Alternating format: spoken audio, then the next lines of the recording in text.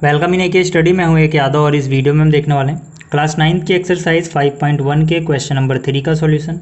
इससे पहले की वीडियोस के लिंक आपको इस वीडियो का डिस्क्रिप्शन में मिल जाएंगे और अगर आप साइंस की वीडियोस देखना चाहते हैं तो आप विजिट कर सकते हैं साइंस के स्टडी 1024 पे। अब देखो जो क्वेश्चन नंबर 3 है इसमें हमसे बोला गया है कंसीडर 2 पोस्टुलेट्स गिवन बिलो। मतलब कि यहाँ पर 2 पोस्टुलेट हैं, पहले समझ लेते हैं क्या है फिर आगे की बात करेंगे। पहला है given any 2 distinct points A and B, there exists a third point C which is in the between A and B।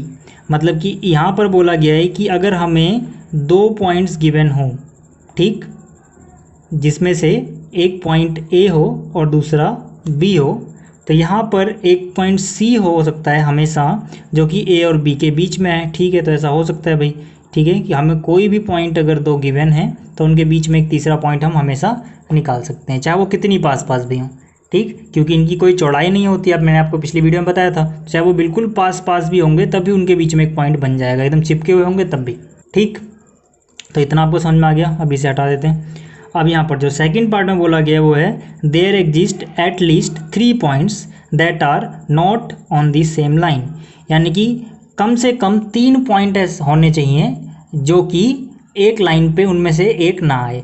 अगर देखो 2 पॉइंट लोगे तो आपको पता है यार 2 पॉइंट तो हमेशा एक लाइन से मिल जाएंगे। कभी भी आप अगर सिर्फ 2 पॉइंट ले रहे हो तो वो 2 पॉइंट हमेशा एक लाइन पे आएंगे ही आएंगे, क्योंकि उसको आप स्ट्रेट लाइन से ज्वाइन कर सकते हो। लेकिन अगर आप 3 पॉइंट ले रहे हो तो हो सकता है वो एक लाइन में आए भी, या फिर उनमें से 2 उस लाइन पे आए और तीसरा कहीं और बना दो, ठीक है, तो वो नहीं आए। तो ऐसा भी हो सकता है। मतलब कि अगर 3 पॉइंट हैं तो एक लाइन पे आ भी सकते हैं, नहीं भी आ सकते हैं। कम से कम 3 पॉइंट होने चाहिए ताकि वो तीनों एक लाइन पे ना हो। अगर आप 2 पॉइंट लेते हो तो हमेशा वो एक सीधी लाइन पे ही होगा, जबकि अगर एक पॉइंट आपको बाहर रखना है तो आपको 3 पॉइंट चाहिए होंगे ऐसे। तो ये 2 पोस्टुलेट हैं। अब इनके ऊपर हमसे कुछ क्वेश्चन पूछे गए हैं। पहला क्वेश्चन क्या है? पहला क्वेश्चन है do these postulates contain any undefined terms. क्या ये जो पोस्टुलेट आपने पढ़े इसमें कुछ ऐसी टर्म्स हैं जिनको यहाँ पर बताया नहीं गया, डिफाइन नहीं किया गया? तो जाहिर सी बात है यहाँ पर ऐसी टर्म्स हैं बहुत सी, जैसे कि पॉइंट के बारे में हमें यहाँ पे नहीं बताया गया पॉइंट क्या होता है, ठीक है ना। लाइन के बारे में यहाँ पे नहीं बताया गया लाइन क्या होती है। तो हम बोलेंगे हाँ ऐसी टर्म्स हैं, ठीक है। यहाँ से लेके do these postulate contain any undefined terms, इसका आंसर क्या हो जाएगा? इसका आंसर हो जाएगा yes there are many undefined terms, for example points, lines etcetera. ठीक, इसके बाद सेकेंड पार्ट में पूछा गया है आर दीज पोस्टुलेट कंसिस्टेंट। क्या ये जो पोस्टुलेट्स हैं, जो ये दोनों पोस्टुलेट हैं, ये कंसिस्टेंट हैं? अब यहाँ पर कंसिस्टेंट का क्या मतलब है? यहाँ पर कंसिस्टेंट का मतलब है कि जो ये दोनों पोस्टुलेट हैं क्या ये लॉजिकली किसी सिचुएशन को डिफाइन करते हैं, क्या ये किसी तरह से एक दूसरे के संगत हैं, यानी कि थोड़े बहुत रिलेटेड हैं, ठीक है ना। तो ये सब हमें बताना है।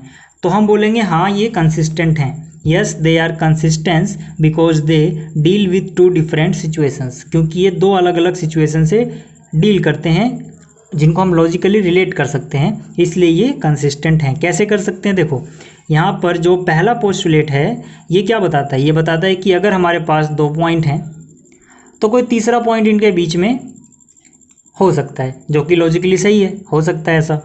दूसरा क्या कहता है कि भाई there exist at least 3 points, कम से कम 3 पॉइंट होने चाहिए, ठीक है, ताकि उनमें से कोई एक उस सेम लाइन पे ना आए, जो तीनों ही मतलब उस सेम लाइन पे ना हो, ठीक है। तो इसी बात को अगर हम थोड़ा और आगे बढ़ाएं, यानी इसी कंसिस्टेंसी को आगे रखें, तो हम कह सकते हैं कि यार 3 पॉइंट अगर है हमारे पास तो ज़रूरी नहीं है कि हमेशा तीनों एक ही लाइन पे हो भी सकता है, नहीं भी हो सकता है। तो मतलब इसी बात की कंसिस्टेंसी आगे एक्सटेंड की जा रही है लॉजिकली। तो ये 2 अलग अलग सिचुएशंस बताते हैं जिनको हम रिलेट कर सकते हैं लॉजिकली, इसलिए ये कंसिस्टेंट हैं।